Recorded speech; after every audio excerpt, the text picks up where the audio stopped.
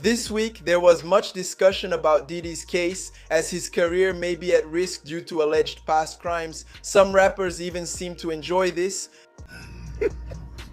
Well, for those who didn't get it, I made this video to sum up this whole situation that's been all over the news this week. But first, what's up everyone? This is Gerson Saldanha. Before I start the video, I'm going to ask you please, if you're not subscribed to the channel yet, subscribe, leave a like before the video starts, and follow me on social media. For those who don't know, I'm also a rapper. At the end of this video, I'll share the link to my song Black People Don't Walk With Their Heads Down. Please support me by watching, liking, and following my channel. We're in this together. Now let's go, because this chat here is really awesome. For you to understand the context of all the accusations against Diddy, we first need to understand what the Adult Survivors Act is, or the New York Adult Survivors Law. This New York state law allows adult survivors of sexual misconduct crimes to sue those who committed them in civil courts, regardless of how long ago these incidents happened. It was based on this law that Cassandra Ventura, also known as Cassie, sued Diddy even before the crime would have expired in November of last year. Well, I mentioned the name Cassie here. I'm sure you know who she is, right? She's the woman who sings this song here. Cassie made several serious allegations against Diddy, and for those who didn't live through the 2000s, they were a couple, man, back in the 2000s. They met in 2000-2005, around 2005 when Cassie was 19 years old and Diddy was 37. In other words, at the peak of Cassie's career, who besides being a singer is also an actress and a model, she was a really well-known model, you know, like she was a super hyped model at the time. In the lawsuit, she claims that Diddy had control over various aspects of her life, her career, and even her medical prescriptions. To make things worse, she says that the guy was often violent, physically abusing her several times a year, and that many times he overwhelmed her with large amounts of drugs, besides forcing her to have sex with several male escorts so he could record during the act. Then, about 24 hours after Cassie aired all these accusations, both she and Diddy reached an agreement, but it didn't stop there. After Cassie's accusations hit the US media, 4 more people came forward with serious accusations against Diddy. Among them were both men and women. A special mention goes to producer Rodney Jones, who wrote a 73-page report detailing all the accusations he has against Diddy.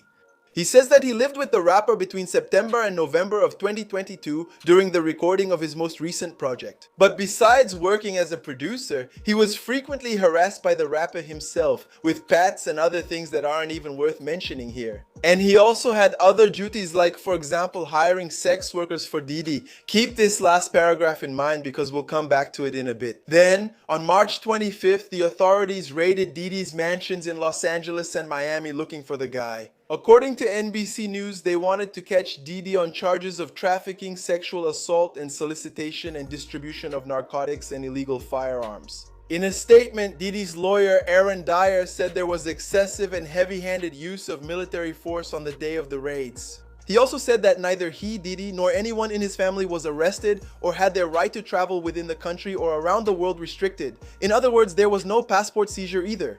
And the fact that the authorities raided Diddy's mansions was enough to cause his media downfall, because that's all anyone talked about in the United States this week. Because of that, several brands that had any connection with Diddy pulled out. They really left. They didn't want any association with him. Or Hulu, which is a streaming platform very similar to Netflix, and I don't know why Hulu never came to Brazil either. He was producing a series with Diddy called Diddy Plus 7 or Diddy Plus 7, which was Diddy with his whole family. It was supposed to be like that Kardashian show, you know? And the series, which was in its early stages, was completely cancelled. Besides that, Diddy's music contracts were also pushed aside. With all this exposure and all these things being cancelled, some rappers didn't stay quiet about the situation. That includes 50 Cent, who, as you may know, is Diddy's longtime enemy. I don't know if you know, but last December, after those accusations from Cassie and the other people who came forward, after the settlement he made with the singer, 50 Cent said he was going to produce an investigative series covering every development in the allegations against Diddy. In other words, we know that 50 Cent is really hyped up, right? He's a very influential guy when it comes to series, especially because of Power and all the spin-offs from the Power series. He's a pretty influential guy on television. So this doc he was going to make was supposed to be a huge documentary, something really awesome. But the plot twist starts here. When 50 was preparing his revenge, let's put it that way in quotes, against Diddy, an ex-girlfriend of 50 Cent named Daphne Joy, who is also the mother of his children, went on Instagram and wrote the following message. Let's put the real focus on your true evil actions of raping and physically abusing me. You are no longer my oppressor, and my God will take care of you from now on. Besides that, Daphne made other accusations saying that 50 was an absent father because during the time she and their son moved to New York to be closer to 50 Cent, the rapper only visited his son about 10 times over a period of 2 years. It's also worth remembering that Daphne and 50 dated and broke up around the beginning of the 2010s. And his son was born in 2012, which means he's about 11 years old today. But there was another twist in this story because Daphne is mentioned in Rodney's lawsuit as one of the workers Rodney hired for Diddy.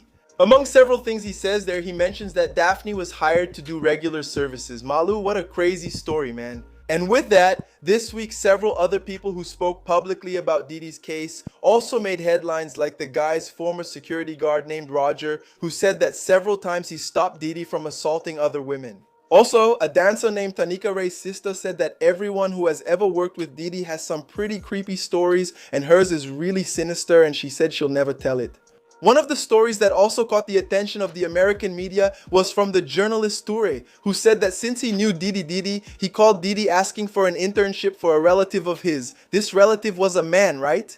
Then Diddy hired the guy, and after about 2 or 3 months, the kid left the internship. Toure always asked this relative why he left, but the kid never said anything.